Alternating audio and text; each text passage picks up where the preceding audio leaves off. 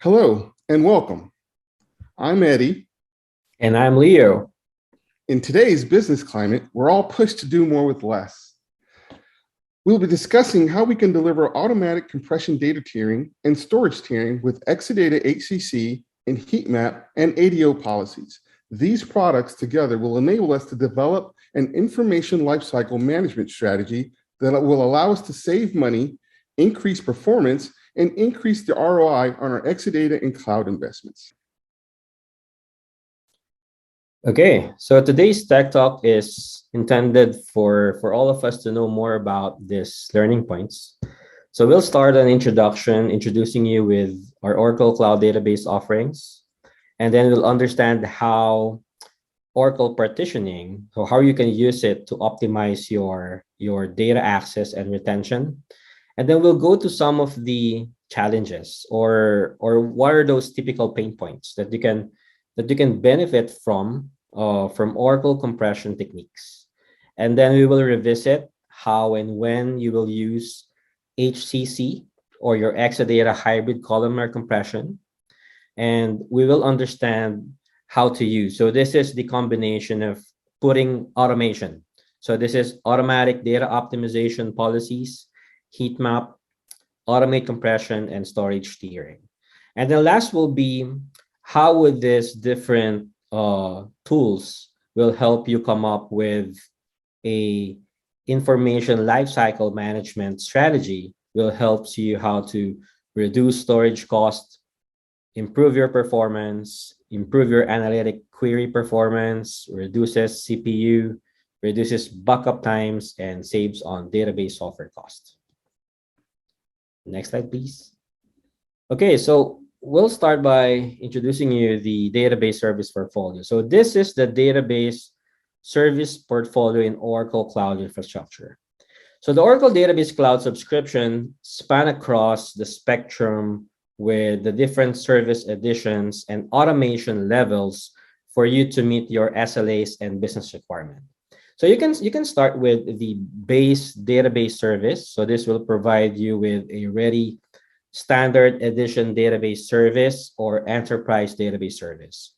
So you can start or you can choose from a single instance cloud database to a 2-node rack on enterprise database service, or from the Exadata database service in public cloud or on cloud at customer.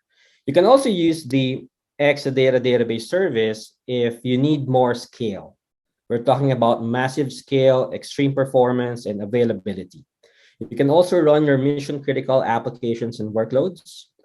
Now, if it's a co-managed platform, comes with automation and fully elastic. If you want a fully managed experience, fully automation, then you can also choose from one of the autonomous database offerings.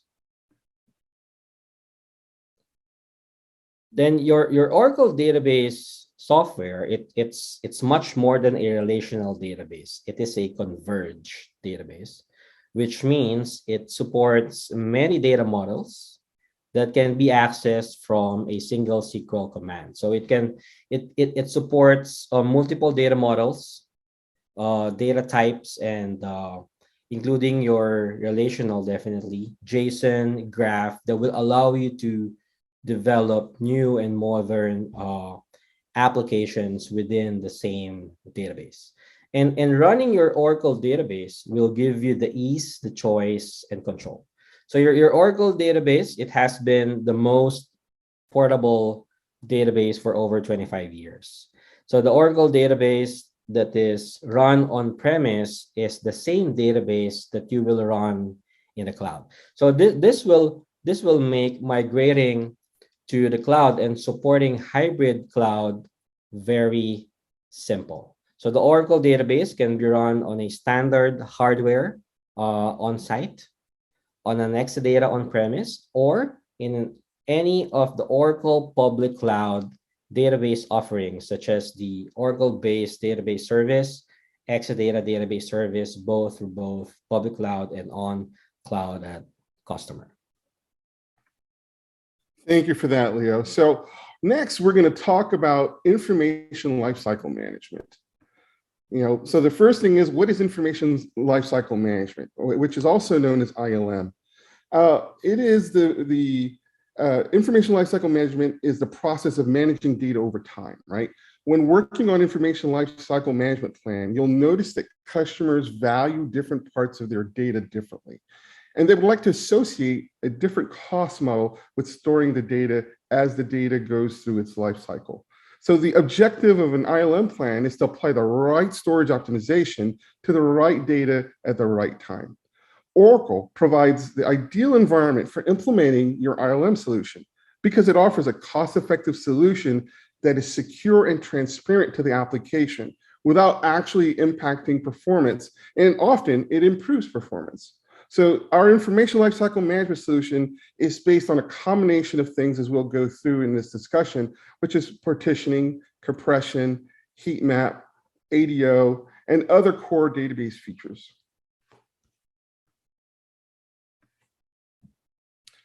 Let's take a look at the key considerations that we should have when we're going through the planning for data lifecycle management challenges, right? So the number one thing that you see in the industry is this extreme explosion in data volumes, right? They're putting an enormous amount of pressure on the existing infrastructure, right? It's putting a lot of pressure on the cost of storage. The systems we have, they have to be able to scale, they have to be easy to manage.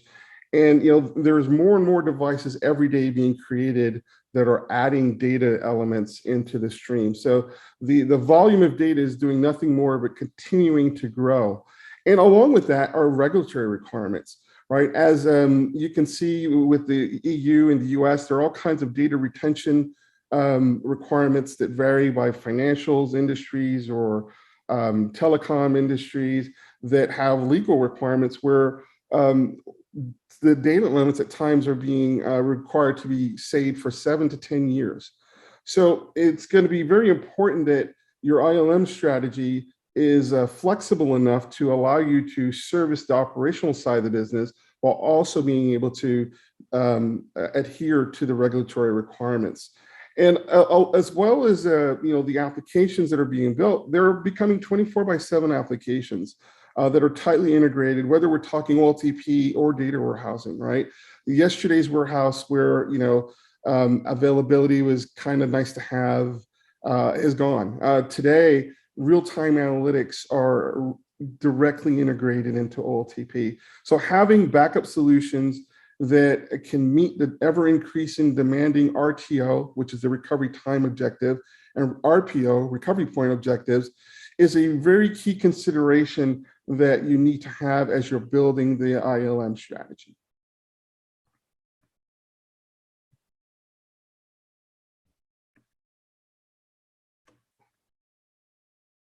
So let's talk about the first element that will enable us to be able to start to build this. So before we can talk about the partitioning, let's take a quick look at how Oracle stores data. So when we create a query, a few things happen. Oracle actually stores the data in data blocks all the way at the very back end of the system. These data blocks are then built into extents, and extents are built up into segments. These segments can be partitions that represent the data in the table, or the index portion there. So you could see in our example, we created a table called orders that had a couple of partitions. So each partition would have its own segment, and it had a primary key. So that primary key would also have its own segments. So when we are going to be applying our compression techniques, you will see that we're going to have the ability to compress blocks or to compress segments, and we'll call those out as we kind of go through. So let's jump in and look at the concept of partitioning. So you've got a really big table, in our example, an orders table. It can be several hundred gigs over time, can become hard to manage. This is where partitioning comes in. Partitioning is going to allow us the ability to divide and conquer. In our case, we took our orders table and we initially range partitioned it into months so that we could quickly be able to say, how many orders did we get this month, last month, over the span of months? But you can see in the far right, there is also composite partitioning, which gives us a little bit more advanced technique, right? Imagine that the business is an international business. It has multiple regions, and you want to divide the data not only by months, but by which orders are from the US and which months, and which orders are from Europe by which months. That will actually help you to gain the most flexibility, gain the most performance, because the partitioning will go through what's called partition pruning, using the keys in your where clause to figure out which segments need to be scanned for IOs to answer the question being asked. So you can avoid a lot of unnecessary work in the IO and a lot of unnecessary data transfer, which will end up in giving you a better performance. But you have some other things to really consider as well in the space of data retention. It's very possible that the US, as we talked about before, might need to have a retention policy that says you need to keep the order data around for 5 years, but Europe says, no, we need to keep the data around for 7 years. So now you can actually apply your retention policies directly at the partition level and independently of other partitions. And we'll see some of those examples when we get into some of the syntax there. Now, let's continue to build up what we need to figure out our ILM strategy. And this last piece before we jump into it is going to be data compression, right?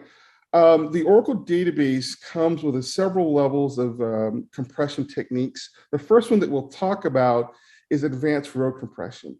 This is a licensed database feature that is included in cloud database deployments. To select the license included option for Enterprise Edition, High Performance, and above. What is it good for? This is ideal for active data. You can use it for data that is cold or inactive, but it is designed specifically for the OLTP data space where you have lots of inserts, updates, and deletes going on. What advanced row compression does is it operates at a block level. It lets you insert rows, and it's smart. It does a calculation on your row size up front to figure out how many rows probably can fit in your block, and then it will compress when you approach that row count that it estimated. What that does is it avoids unnecessarily recompressing the blocks over and over, right? So being efficient at all layers. And what this will do is then you will end up with way more rows being stored in each block, and you'll be able to access these rows in their compressed state. And more importantly, this data will stay compressed across the stack in the flash cache and in memory, and as it passes through the network, which gives you more throughput and more performance. So this gives you a good balance of compression ratio and performance.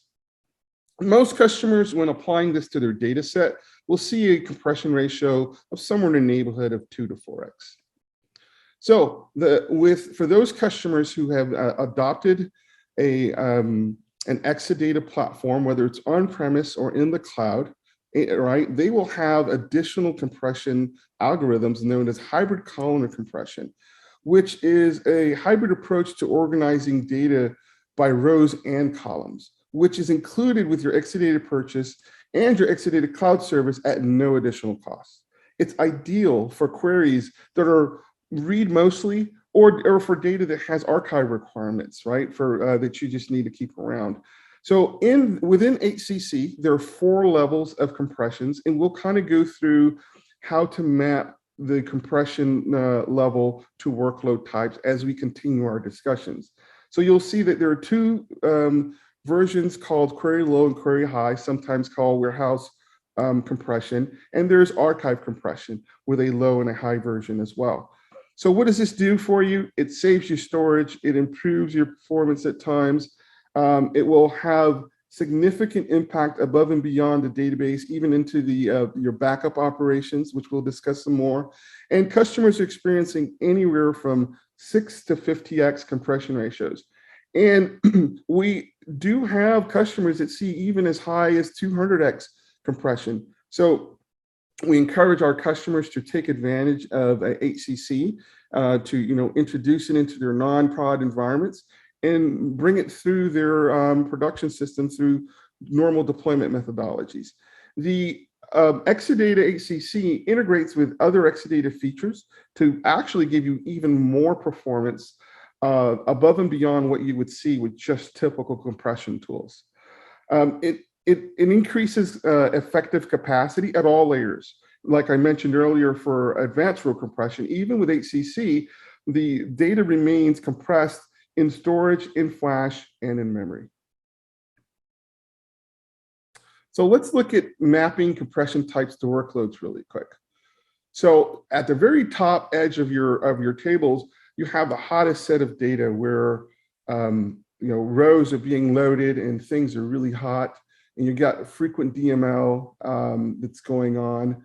The data over time starts to cool down. You still might have frequent access to the data, but the number of updates and deletes slows down. Then a little time passes, the data cools even more, and there are fewer selects and fewer updates and deletes. And finally, the data reaches its last state of being cold, where you just need to hold on to the data for archive purposes. And this is where we would apply HCC archive level compression.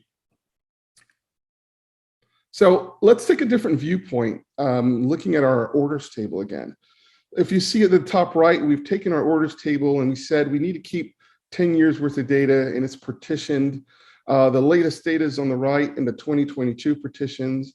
And you could see as the data moves from right to left, and is aging, the amount of activity against the data actually drives down.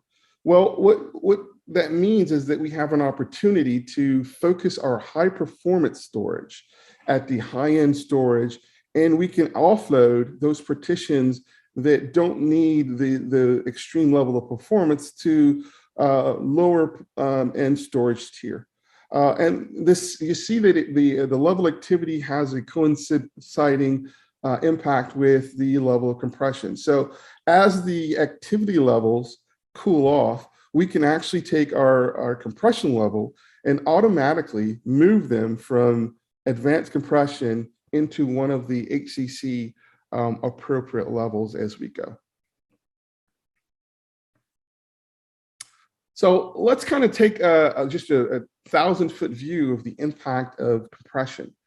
If you've compressed a database, that's 100 terabytes, right? That's the beginning point. If you then take that database, you compress it, and you get 10x compression, you now have a 10 terabyte database, but that's not where it stops. The savings, those benefits are going to cascade to all the copies. That also means that your standbys, instead of being 100 terabytes, are going to be 10 terabytes. Your test and dev databases, they're also only going to be 10 terabytes. And notice that backup is there. Well, if it took you 10 hours to back up that database at 100 terabytes, well, if it's only 10 terabytes now, it'll take you just 1 hour to back up the database. Well, but not only time do you gain there, but you also save storage, right? So the backup, remember the data remains compressed during the backup cycle, so that you only will need 10 terabytes for the backup storage as well. But there's also one other savings. Usually, if you haven't compressed the data with one of these methodologies, you would invoke like Armin with a compress function. Well, that has a cost, and that cost is that you will take you longer to back up the database as the compression cycle has to run. You'll take more CPU cycles as the compression cycles need to use CPU, and you'll have to do it each and every time you back it up. With these compression techniques, you compress the data once and it stays in its compressed state. So there's lots of value that you can see that gets spread across the whole SDLC from implementing compression. Leo, did you have an example you wanted to share with us that, of one of your customers? Oh, yeah. So I really like this slide, especially the compression impact and benefit. So not just for one database, but across the entire landscape. So I do have an experience, a previous implementation with HCC, in which I do have a customer. They are a big FSI organization, and they have a business directive to comply with their AML, or anti-money laundering. So what they're doing is they're running their OLTP data together with their graph data. So they're using Oracle graphs to facilitate the analysis of a fraudulent behavior and networks. And at the same time, they're running the OLTP with the same database. Then another additional requirement comes in, which is a directive to comply with a data retention policy for them to run the audit reports. So they need to keep the data for all of the accounts and transactions for a certain number of years. So their challenge is to support the data growth, avoid cost, and at the same time, definitely they need to keep the OLTP and their graph analysis running. So this customer, so they implemented HCC to save cost. So they apply HCC to store their data and also apply the partitioning piece, making sure that the archive data doesn't affect the performance of their OLTP and graph analysis. So that combination of both HCC and partitioning, that's a really interesting use case, as they were able to address both how to save cost on storage as well as on how they can improve their performance. Awesome. Thank you for sharing that with us. So let's look at the ADO and the heat map a little closer so that we can gain an understanding of what it is, how do we turn it on? How do we configure it? How do we get this value that we're starting to talk about? So let's start with heat map. What is the heat map, right? Heat map is an advanced compression feature that collects usage information at the block and segment levels. By using heat map in conjunction with ADO, Oracle Database can automate compression and storage policies based on the usage of the data, right? What this does is it reduces the storage costs, improves performance, and optimizes the storage interactions that we have. At the segment level, heat map tracks the timestamp of most recent modifications and query of each table and partition in the database. At the block level, though, the heat map is tracking the most recent modification timestamp. So now that we have a mechanism that is part of the database that is collecting this usage information, the ADO can execute compression and storage sharing policies using this information to automatically compress the tables or partitions based on this heat map information. Compression tiering can use all forms of data compression, right? As we talked about, it supports advanced row compression and the levels of HCC. It also is very smart. It's comprehensive. It distinguishes the difference in index lookups and full table scans, and excludes maintenance tasks to avoid us getting our heat tracking information polluted with maintenance type tasks. And finally, how do we turn this thing on? Well, it's easy. You simply issue an alter system set heat map equals on. So it's an init parameter in the database, and you're able to set this heat map function at the system and session level. But if you're going to use ADO, you need to set it at the system level.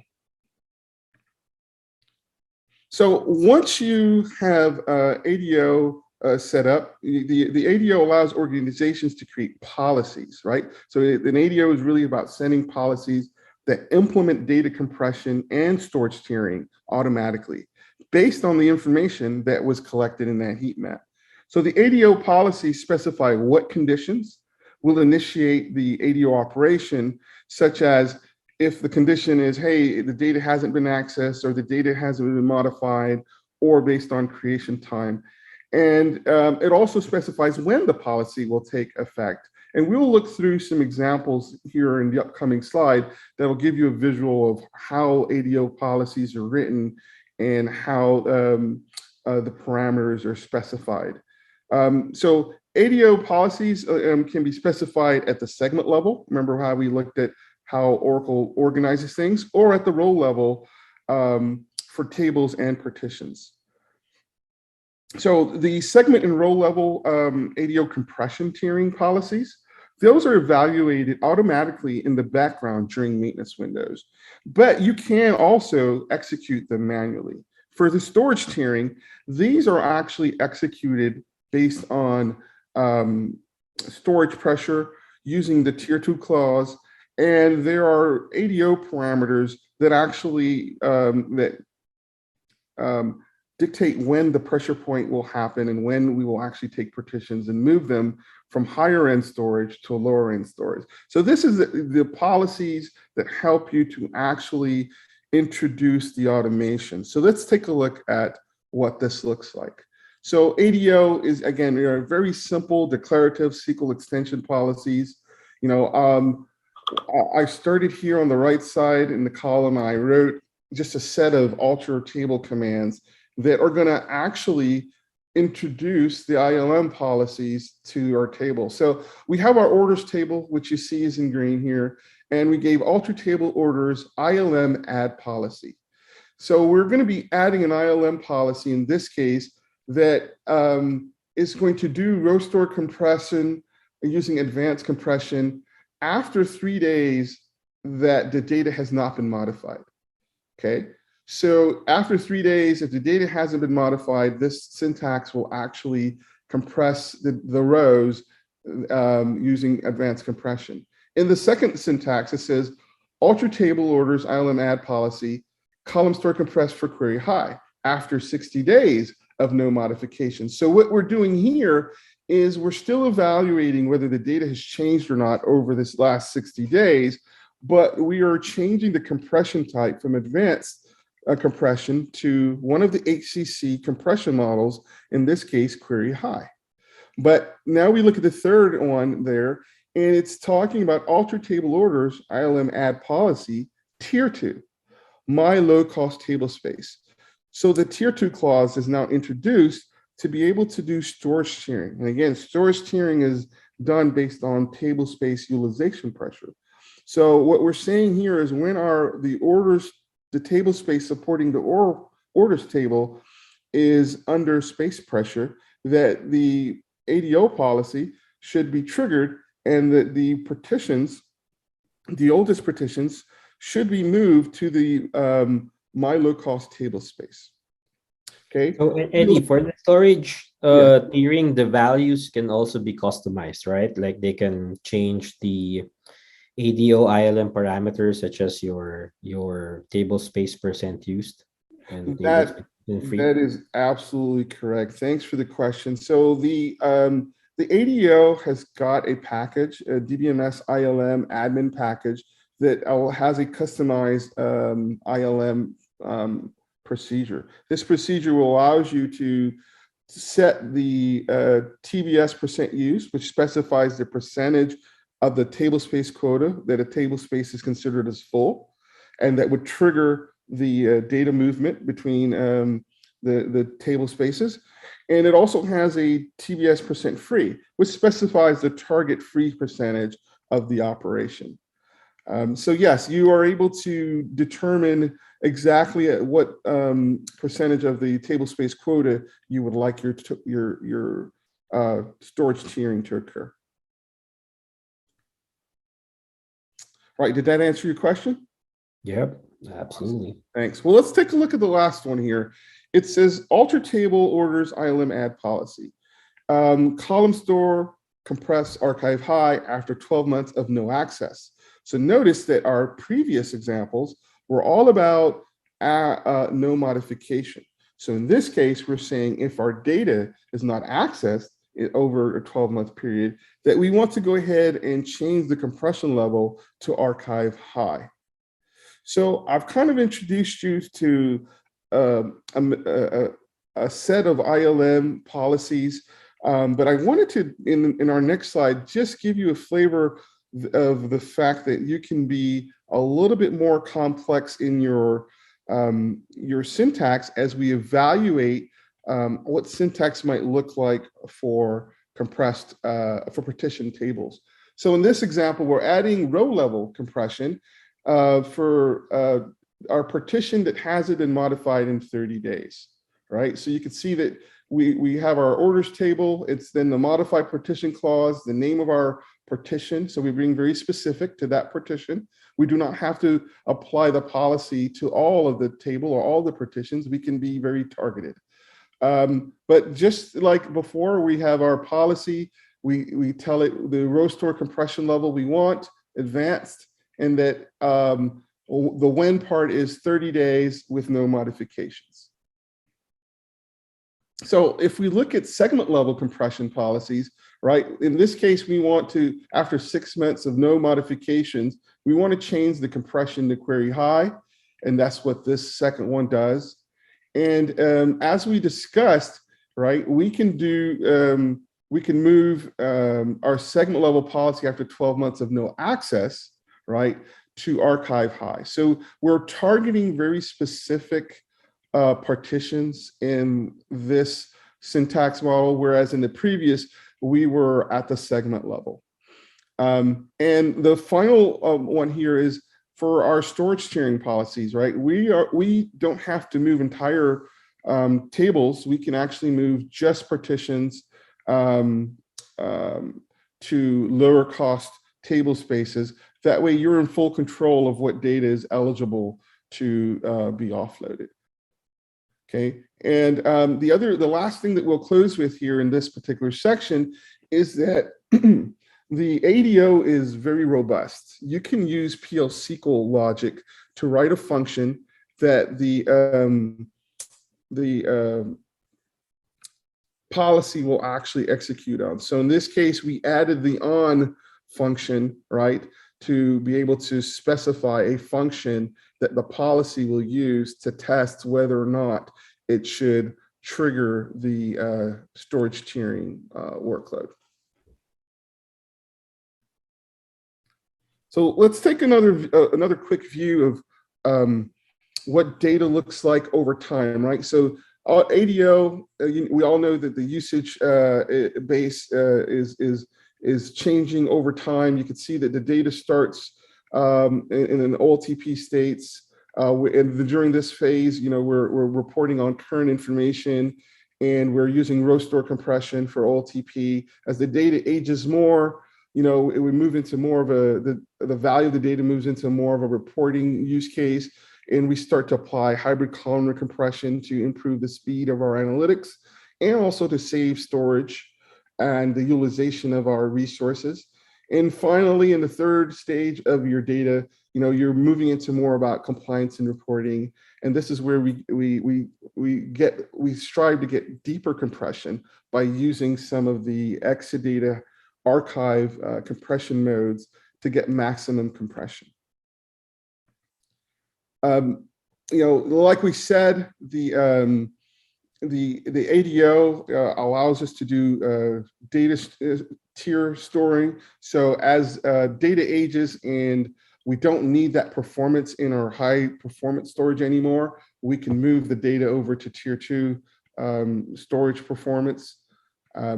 And lastly here in this viewpoint is, ADO is also good for backup and recovery, right? The example here is we saw that our data was moving through the phase of OLTP, reporting, got into compliance, but also once the data becomes at a state where it's no longer taking updates, we can actually compress it not only with HCC archive, but we can move it to read-only table spaces.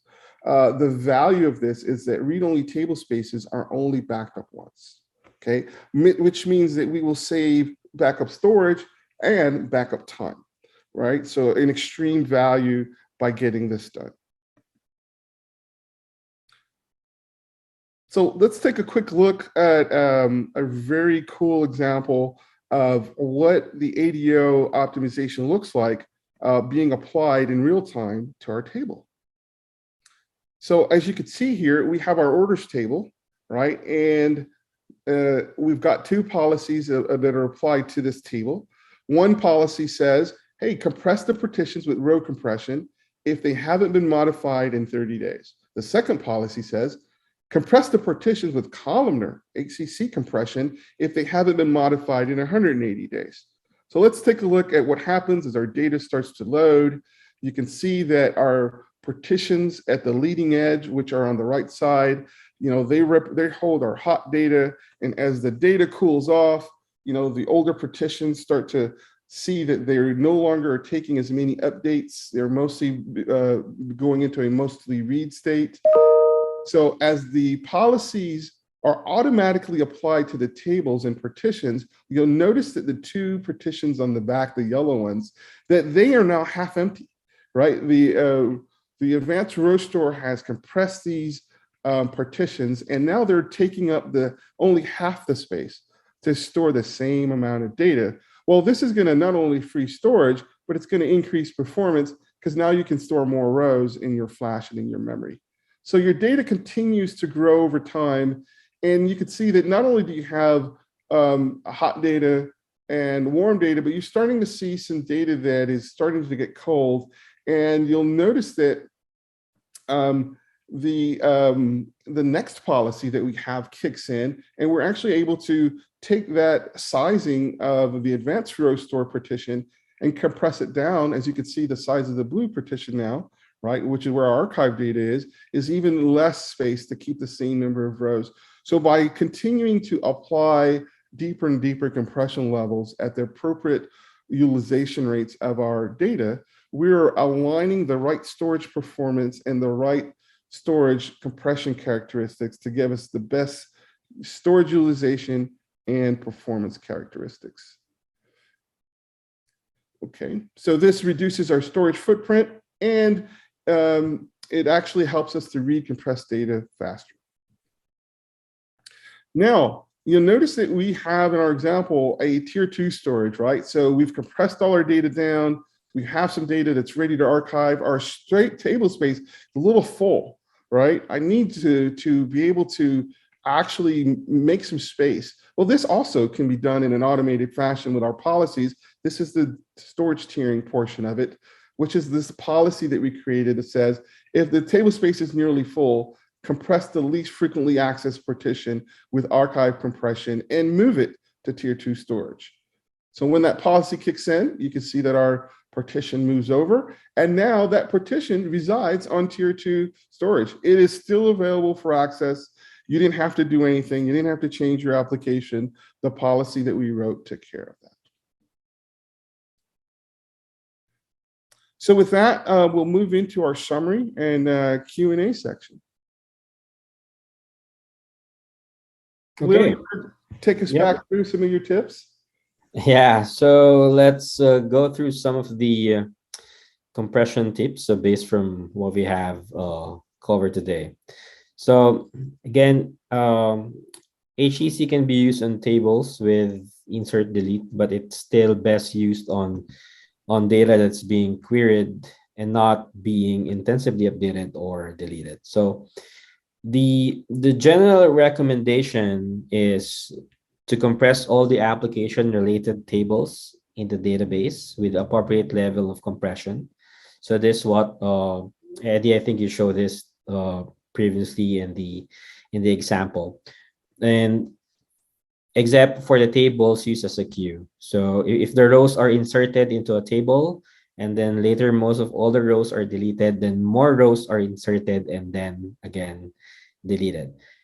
And another tip is that the advanced row compression is better suited for volatile data experiencing many DML operations.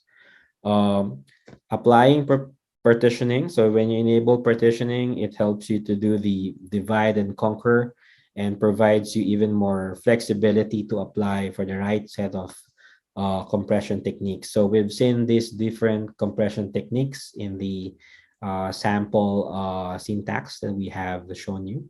And with HCC, there's no need for you to roll off partitions as it compresses them with archive high. And then for the notes, Eddie, do you wanted to go through some of it? Yeah, sure, thanks. So, the main thing here is to understand that HCC is not supported with long data types, right? HCC is used for relational data and not for unstructured data. But if you have things like clobs and blobs, your advanced compression actually has the ability to actually service those in Oracle Secure Files. And this is a great feature and function that's really good for things like ticketing systems, right? Where you might have images that are carried across many rows of entry as analysis is done on the ticket to resolve, and also in email systems. So, if you've got a mixture of relational and object data, combining HCC and advanced compression is a great technique for applying and getting the best compression resolutions. And we'll close the notes section by just reminding folks that hybrid columnar compression is a feature function that exists on the Exadata storage and on ZFS storage. So if you don't have those in your deployment, we'll wait for you to upgrade to one of the offerings that has it so that you can further bring those improvements to your business. So here's our summary. So the ADO, right, well, as we've been talking about, it really brings the ability to apply policies to bring automation for data movement, for storage, and for compression tiering as well, right? It totally enables us to automate the information lifecycle management. It uses the heat map information, which is the tracking information to tell us, what has changed, when were things accessed, so that we can understand and apply the policies as we looked at with no modifications or no access, right? We could use those flags to know which parts of the data are actually being modified and thus apply the right policies. The partitioning helped us to divide and conquer and to be able to apply more focused policies and in the end get the best compression results at the right partitioning level, which is where our compression tiering came in, right? We were able to apply the right compression technique at the right partitioning level. And for storage tiering, we looked at how we could set a policy on our primary table space that allows us to keep as much data as possible on a high performance storage and then offload our archive data only when we had space pressures. So this allows us to get maximum performance out of our storage without needing to manually intervene. Which brings us to our Q&A. So we'll open it up at this point to the floor to see if there are any questions. If you would write them in the chat, and we'll do our best to make sure that we answer those.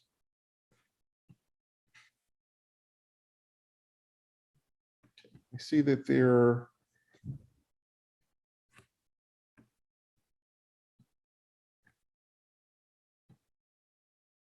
Okay, so we'll give it a minute to see if anyone has any questions that we need to address.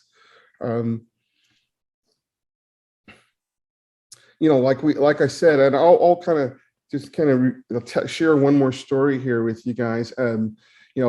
I was working on an email platform, and it was a very large platform, and we were spending millions of dollars on just storage, and things were slow to retrieve. We applied advanced row compression to the lobs, and we were actually able to shrink our database size by more than 12x. So needless to say, as an implementer, when you can bring that kind of value back to your business, you can not only impact performance, but that's a significant ROI impact. So just remember, as you work on these, bringing these technologies to your company, that you can really actually impact your company's bottom line. And as you can see, with all the inflation pressures, these types of feature functions are very much in need to be implemented. So, Leo, I don't think I saw any questions at this time. There is one question, Eddie. Okay, go for it. So the question is, are the pricing for Heatmap is part of the Exadata license? So the Heatmap, great question. The Heatmap is available for all Oracle databases. So it's a feature function that you just simply turn on, as we talked about, with the alter system or alter session command. And it will collect the usage information in memory and write it down to disk once a day as part of the background processes. But yeah, there's no cost to turning on the heat map, and it's not specific to the Exadata. It's just one of the key elements that's used to bring that information that's required for automation. Great question.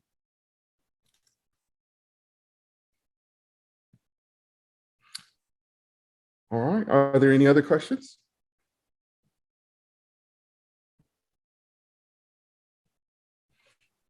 All right. With that, Leo, it would probably be really good. Maybe they don't have their questions today, but we can start to maybe give them the resources. So before we close, let's talk about our upcoming session topic, which my colleague has spent a lot of time preparing, and that's automating and codifying Exadata database service deployment with resource management. What does this mean? It means that you'll be able to leverage your Exadata database service in Terraform to quickly produce standardized DevOps environments for your development life cycles.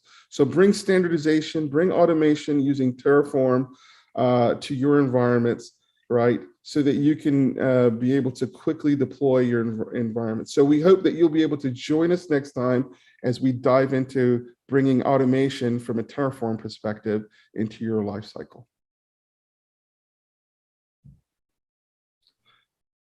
Leo, you want to walk them through the next couple slides? Absolutely. So resources. So where can I find those available solutions for Exadata Cloud? So first is that we have a public Slack workspace. So find us at Exadata-database-service. So here we will be posting the resources like the get started guides, how-tos. We will also be featuring some of the blogs, the new blogs, and also we'll keep on posting the updates for the upcoming Tech Talk series. And for the collaterals, like if you wanted to learn more about ADO HCC, you can also visit the www.oracle.com/Exadata and also find collaterals for database cloud services under the www.oracle.com/database. And yeah, so we would like to invite you to join the discussion about the Exadata database service. So we are also on Slack. So here's the workspace name. So you can find the join link here. So the steps are very simple. So you just need to copy the join link, and then it will ask you to log in your email account for Slack, and then you'll get an email ask you to set up your 2FA and code, and that's it. So welcome to our workspace. So again, we would like to invite you there so that you can also collaborate with the community for the Exadata database service. All right. Again, this brings us to our session to a close. I'm Eddie. And I'm Leo. Thank you again. Goodbye now. Bye.